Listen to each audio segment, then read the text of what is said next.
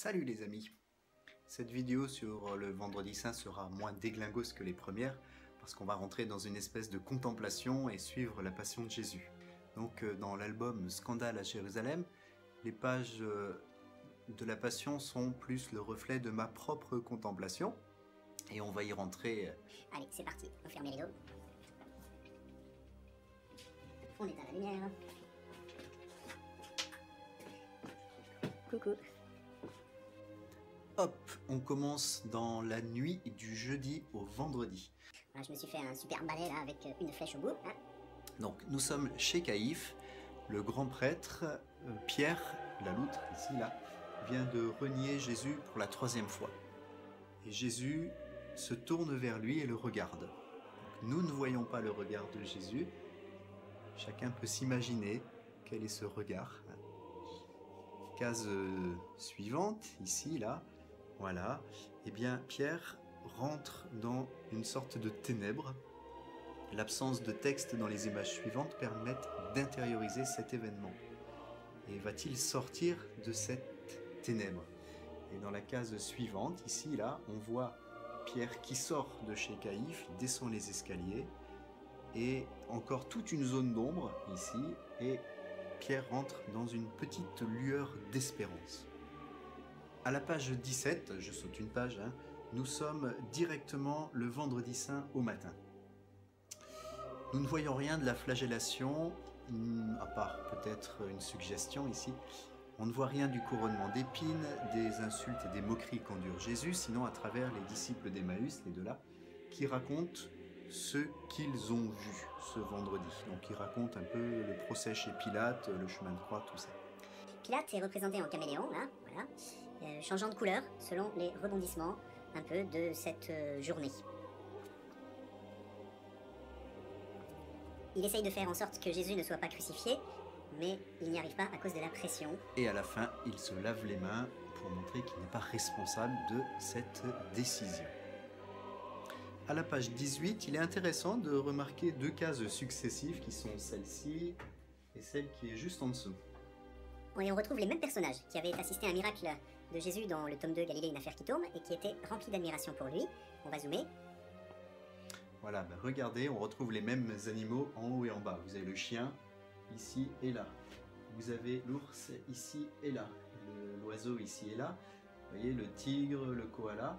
Et ils ont tous des expressions différentes. Par le lapin bleu. Au miracle de Jésus, en dessous, et ils se rappellent, hein, en dessous, eh bien, ils étaient dans l'admiration, et en haut, ce sont les mêmes qui maintenant sont déçus et qui insultent Jésus.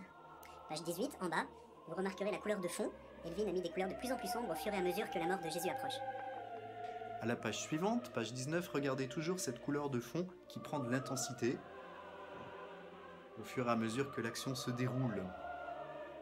Toujours sur cette page, on remarque que les cases sont en longueur. Ici, là. Elles sont toutes en longueur, ce qui nous permet de prendre beaucoup plus de temps pour les regarder quand l'action est verticale. Lorsque l'ours Nicodème se bouche les oreilles, on n'entend plus les insultes. Il n'y a plus de texte. On voit les gens crier, on voit la haine dans les regards, dans les bouches qui hurlent, mais on n'entend plus rien. Jusqu'au moment où il se débouche les oreilles, et on entend de nouveau parler. Un petit détail sur deux cases. Regardez cette haine environnante. Tout en bas, on voit Jésus qui est attaché à la barre transversale de la croix. Lorsqu'il tombe, c'est de toute sa hauteur et sur sa face. La page 20 est construite de telle sorte à ce qu'on voit une échelle en diagonale. Ici, là. Qui traverse toute la page. Cette échelle fait allusion au songe de Jacob. Lorsqu'il voit une échelle droite qui relie la terre et le ciel avec des anges qui montent et descendent, ce songe s'accomplit aujourd'hui. Le bois de l'échelle, c'est celui de la croix. Par sa mort, Jésus va de nouveau relier le ciel et la terre. Et là, on voit un gros plan sur Jésus, de face. Et la parole du soldat romain, « Allez mon gars, cette échelle va te conduire au ciel », fait allusion justement à l'échelle de Jacob. Dans cette page 21, il n'y a plus de séparation entre les cases. Le ciel s'assombrit toujours plus. On ne voit plus que Jésus. Et puis le lapin bleu, tout en haut ici, à côté d'une rose qui symbolise l'amour, passion de Jésus. Et c'est cette passion de Jésus pour toi au point de donner sa vie pour toi.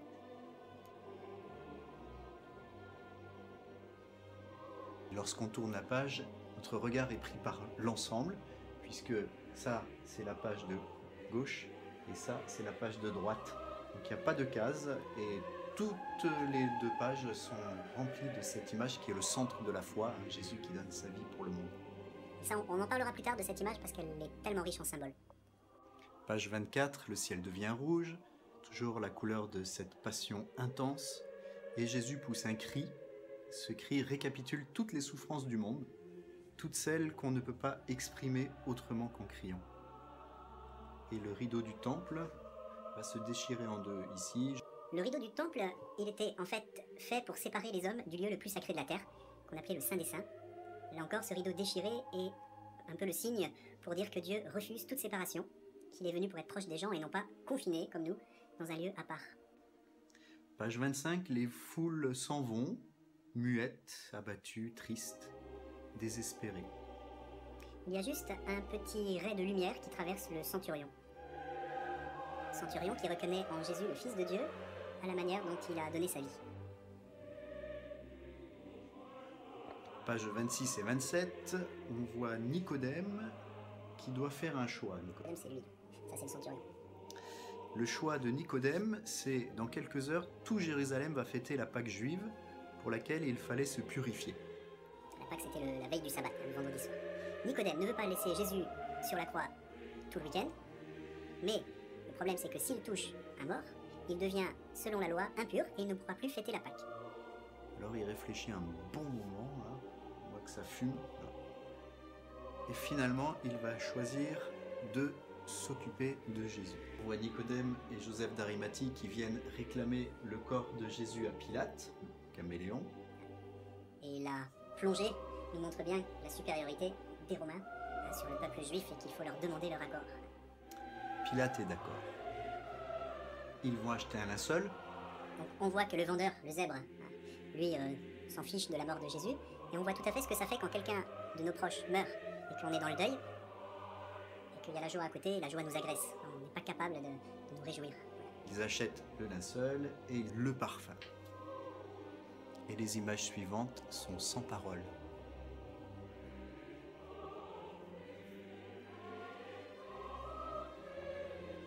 En dessinant le linceul, j'ai voulu qu'il épouse un peu la forme de logo de notre communauté de la Croix Glorieuse.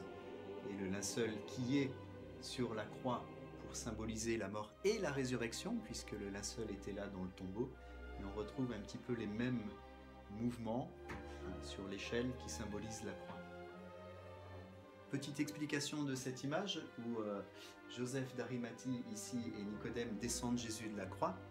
Donc, il a fallu réfléchir à ces animaux avant la bande dessinée, des animaux qui puissent se tenir debout pour descendre Jésus de la croix.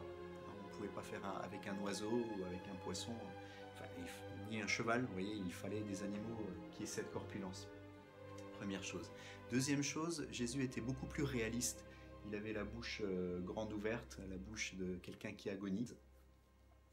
Et puis là, on voit qu'il est encore crispé par la mort. Hein. Regardez les pieds, regardez. Et puis les mains sont détendues. On voit également encore beaucoup de signes de vie dans cette image. Vous avez le petit écureuil ici, là, caché dans l'œil du crâne. Vous avez la fleur en avant-plan. Vous avez le chêne derrière. Vous avez le palmier qui représente le juste et qui est au-dessus du tombeau où Jésus va être enterré. La page suivante est de nouveau une double page, donc qui se continue par là-bas, on voit tout Jérusalem. Là, vous avez que la page, le haut de la page de gauche.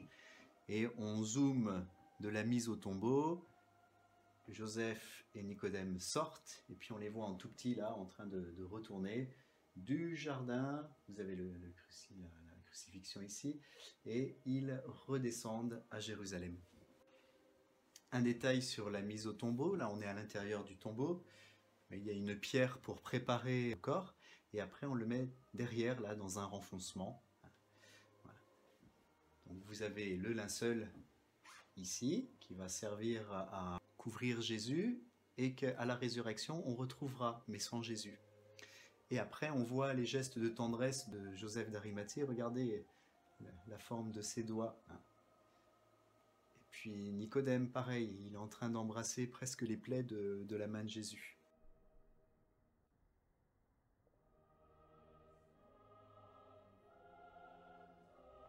De Jésus, on voit une lampe à huile, qui nous rappelle une parabole, la lampe qu'on ne met pas sous le boisseau, mais sur le lampadaire. Et la lampe, c'est Jésus. Le lampadaire, c'est la croix. La lampe de la résurrection sera bien plus forte que le reste. Puis Joseph et Nicodème retournent chez eux, bien tristes, ils n'ont plus rien à dire. Et on rentre dans le grand silence.